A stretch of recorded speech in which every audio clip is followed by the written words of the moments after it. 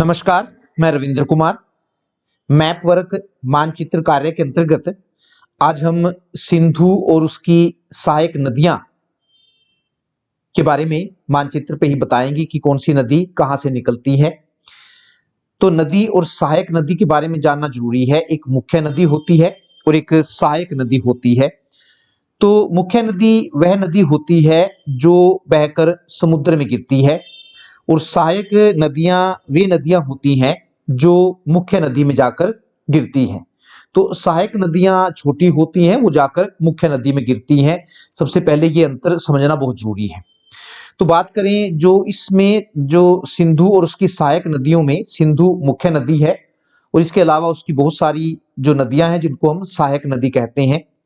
तो सिंधु नदी, सिंधु घाटी जो सभ्यता है वो सिंधु नदी के आसपास ही विकसित हुई। कहां से निकलती है ये सबसे पहले हम जानेंगे।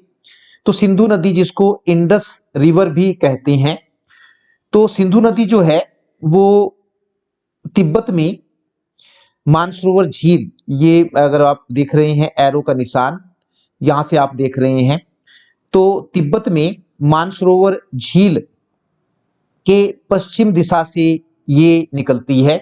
मानसरोवर की इधर इसका पश्चिम है और इधर इसका पूर्व है। तो इससे पहले राज्य हैं, ये उत्तराखंड है, उत्तराखंड से ऊपर ये बिहार है, ये जम्मू कश्मीर है, वर्तमान समय में ये क्या कहते हैं केंद्र शासित प्रदेश है, ये लद्दाख है और ये नीचे ये सारा का सारा पंजाब है। तो पहले मानचित्र में राज्य के बारे में स्पष्ट जानकारी होना बहुत जरूरी है। तो सिंधु नदी जो है वो तिब्बत के पठार से मानसरोवर झील जहां पर है वहां से पश्चिम दिशा से निकलती है। इसके बाद ये आगे बढ़ती है, जो आप नीली देख रहे हैं ये नदी हमने बनाई हुई है।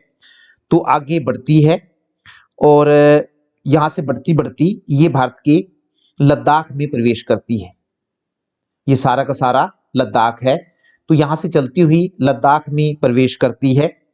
तो इसमें इस क्षेत्र में लद्दाख में बहुत सी सहायक नदियां हैं जो आके सिंधु में मिलती हैं। अगर बात करें तो पहली जो है ये जास्कर है, ये आप देख रहे हैं लाल हमने दिखा रखी है।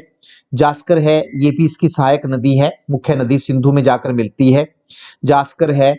उसके बाद ये एक और नदी है नुब्रा, तो ये नुब्रा नदी भी, नुब्रा नदी जाके श्योक में मिलती है। अगर आप देख रहे हैं यहाँ पर जो निकलती है सहायक नदी है, तो इसका मतलब है कि नुब्रा जो है वो श्योक की सहायक नदी है। जो ऊपर वाली है ये लाल वाली जो आप देख रहे हैं ये श्योक है, श्योक जिसको हम कहते हैं।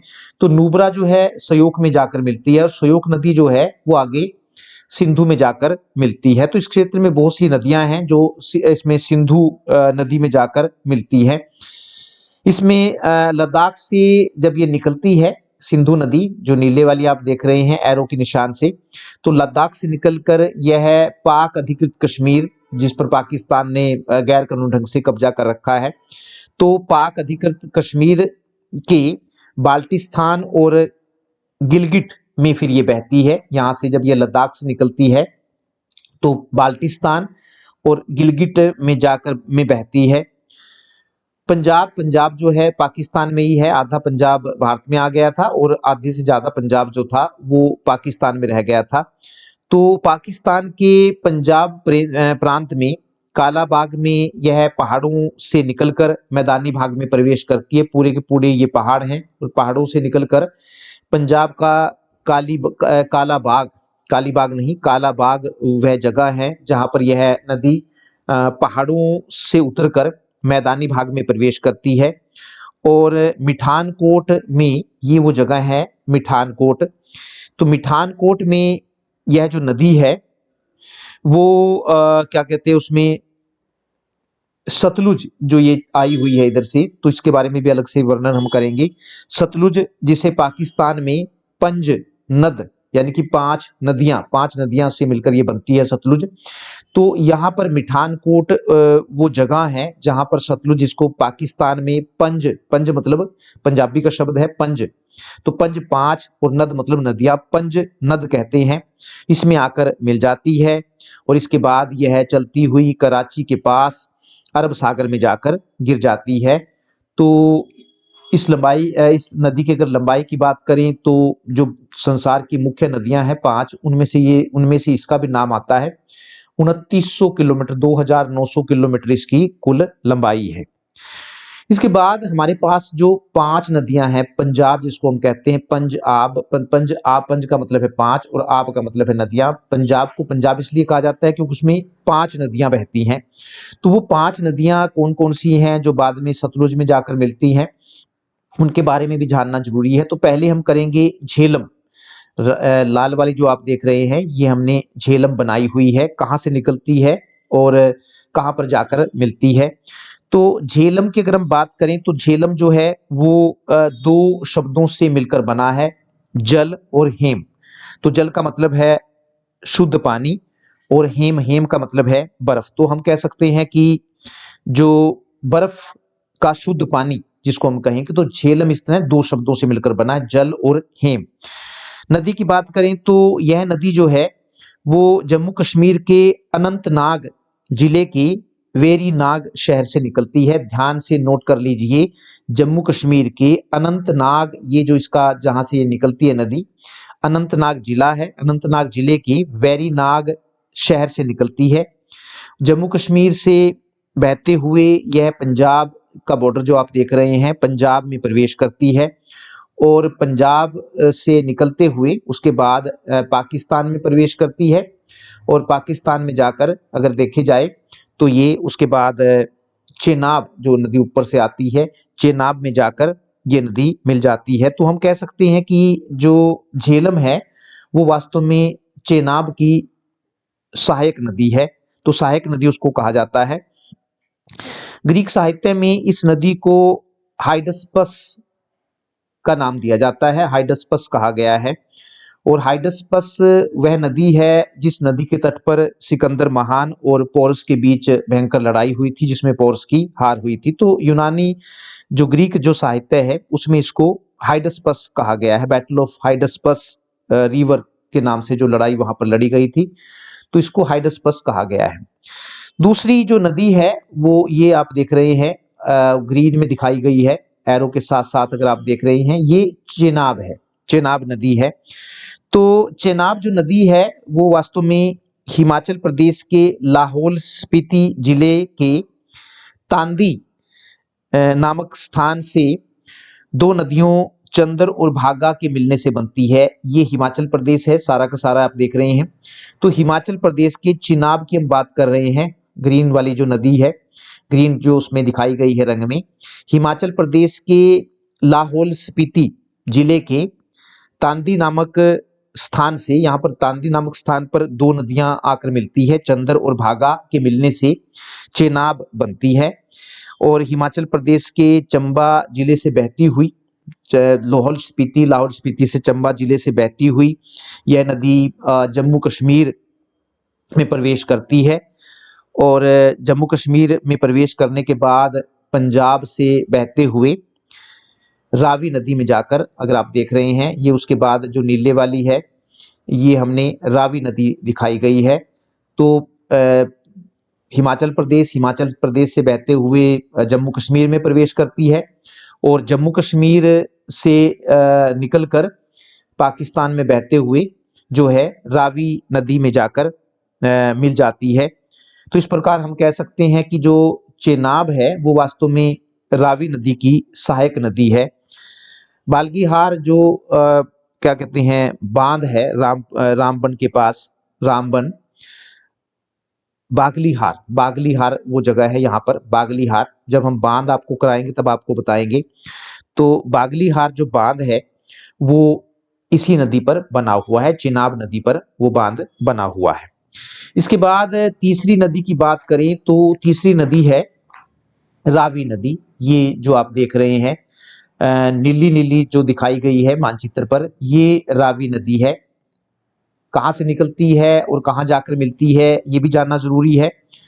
तो रावी नदी को वैदिक काल में इरावती नदी कहा जाता था इसको, जिसको आजकल हम रावी कहते हैं। तो उस जमाने में इसको वैदिक काल में, जब वेदों की रचना हुई उस काल को हम वैदिक काल कहते हैं। 4 वेद हैं, तो जब 4 वेदों की रचना हुई वो जो समय पीरियड है उसको हम वैदिक काल कहते हैं। तो वैदिक काल में इसको वेदों में भी इसका वर्णन है। तो इरावती उस समय इसको कहा जाता था।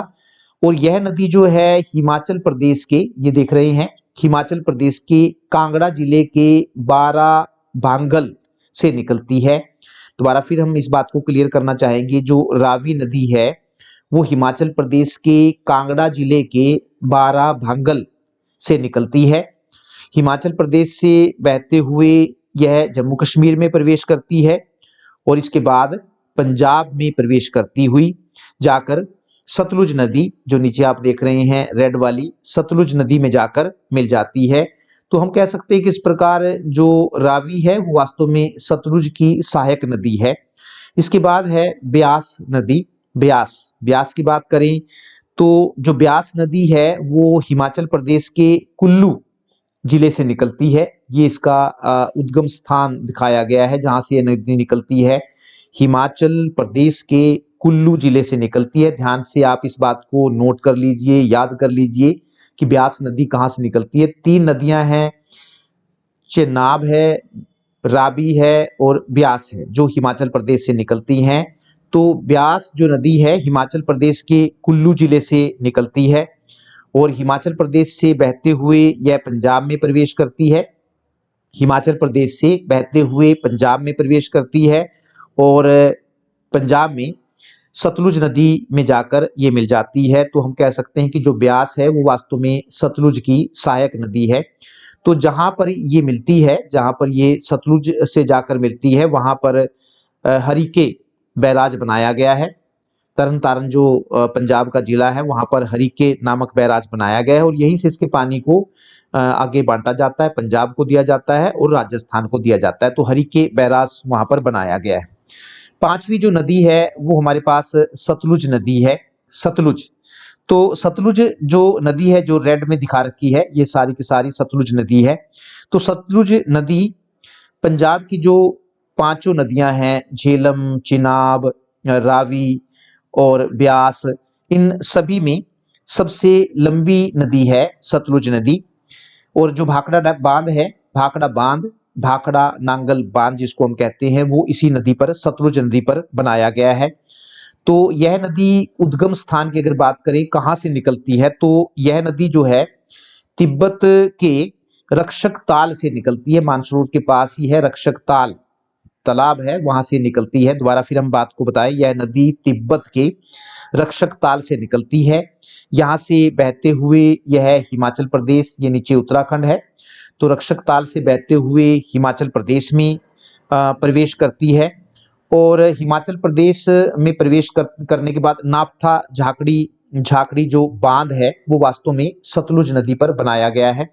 ये याद रखना है, नाफ्था झाकड़ी बांध जो है वो सतलुज नदी पर ही बनाया गया है। पंजाब से बहते हुए हिमाचल प्रदेश से पंजाब में प्रवेश करती है, पंजाब से बहते हुए पाकिस्तान में प्रवेश करती है और पाकिस्तान में मिठानपुर वो जगह है जहां पर इसको पंज नद कहते हैं। पाकिस्तान में जब ये बहती है तो इसको पंज का मतलब 5 नदियां, तो 5 नदियां इसमें जाकर 5 नदियों से मिलकर बनती है। तो मिठानपुर वो जगह है जहां पर ये जाके सिंधु नदी से मिल जाती है और बाद में सिंधु नदी जो है वो अरब सागर में जाकर मिल जाती है। तो इस प्रकार जो सिंधु नदी है उसकी बहुत सारी सहायक नदियां हैं।